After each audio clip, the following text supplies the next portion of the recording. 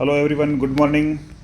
मैं हनुमान, जयपुर वैशाली नगर से। और फ़िलहाल अभी हम हैं 22 गोदाम, एक ऑफिस टेबल पे मैंने कामकाज किया है। वुडन बेस कंप्लीट मुझे फिनिश मिला और सॉलिड सरफेस से मैंने इसको कंप्लीट कवर किया है। आज मैं आपको वो चैलेंज दिखा रहा हूँ जो सॉलिड सरफेस में लगभग 10% साइटों पे पार्टी को चैलेंज करने को मिलता है। अगर आज ऑल ओवर सॉलिड सरफेस में 100 साइट हो रहा है तो 10 साइट आपको ऐसा मिलेगा, चाहे मेरा हो चाहे किसी और का हो, जहाँ पे चैलेंजिंग फेस आ रहा है। ये रेशो दिनों दिन बढ़ता जा रहा है। ये थोड़ा इश्यू वाला पॉइंट है, तो इसको कुछ समझने, इजी गोइंग और सॉल्व आउट करने पर विचार करेंगे। आज मैं मेरी कमियों को आपके सामने प्रेजेंट कर रहा हूँ।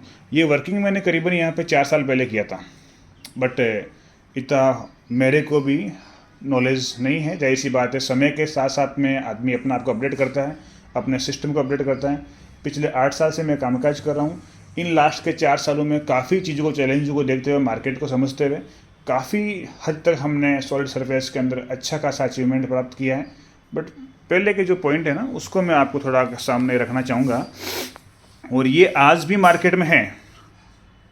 ना समझी की वजह से जो कामकाज हो रहे हैं, बिना सिस्टम की वजह से, और मार्केट में जो ओपन, जिनको गाइड ही नहीं है प्रॉपर, बस मटेरियल सप्लाई का वर्किंग हो रहा है कहीं ना कहीं से लेके ओपन मार्केट से टीम हायर करके काम करवाया जा रहा है, जिसको सिर्फ अपना फैब्रिकेशन करना और जेब में पैसा डालना है।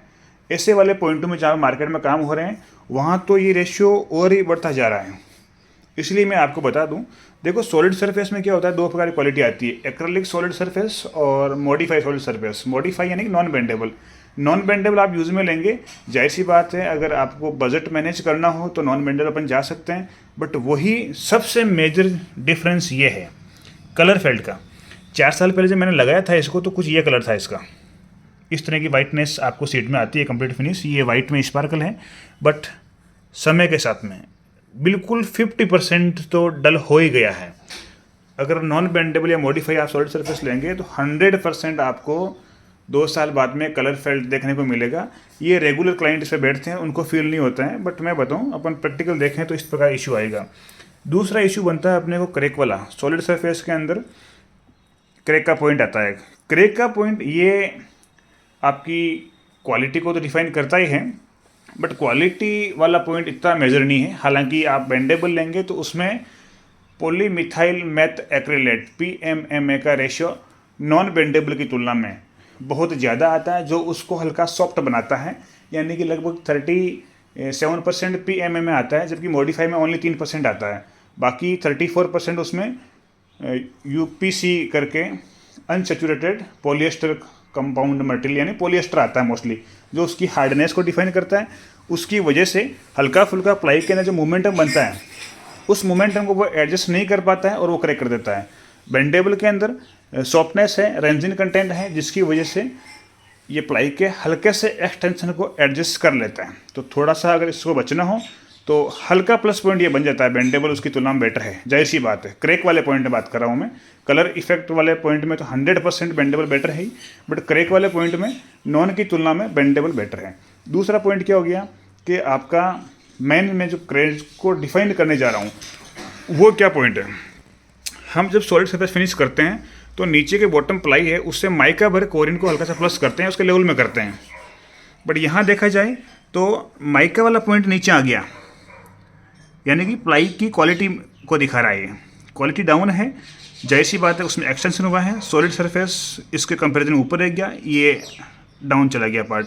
दूसरा और प्रॉपर तरीके से आपको दिखाऊँ तो नीचे का बॉटम देखिए, ये कंप्लीट माइका फिनिश है, पूरी की पूरी माइका क्रैक की हुई है इसमें।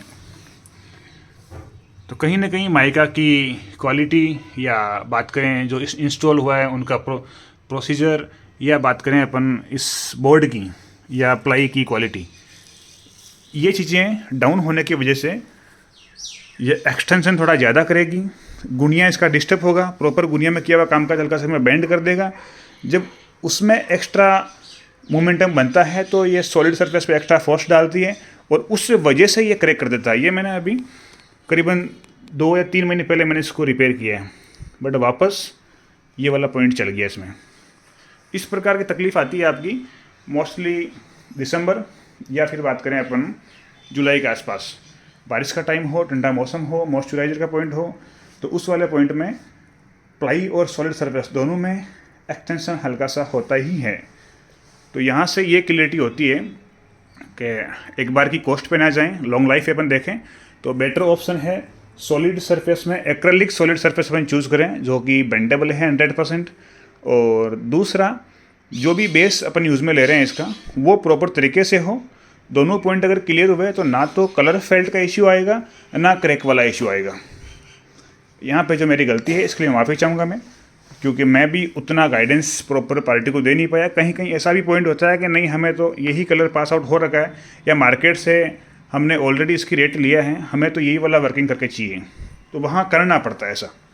बट फिर भी आप लोग इन चीज़ों का थोड़ा ध्यान रखें। और सॉलिड सरफेस में किसी भी प्रकार की कोई भी इंक्वायरी हो या कुछ भी नॉलेज हो, ज़रूर नहीं कि मैं आपके यहाँ वर्किंग करूँ, आपको कोई गाइडेंस भी चाहिए तो आप निसंदेह संपर्क कर सकते हैं। Okay, thank you all of you.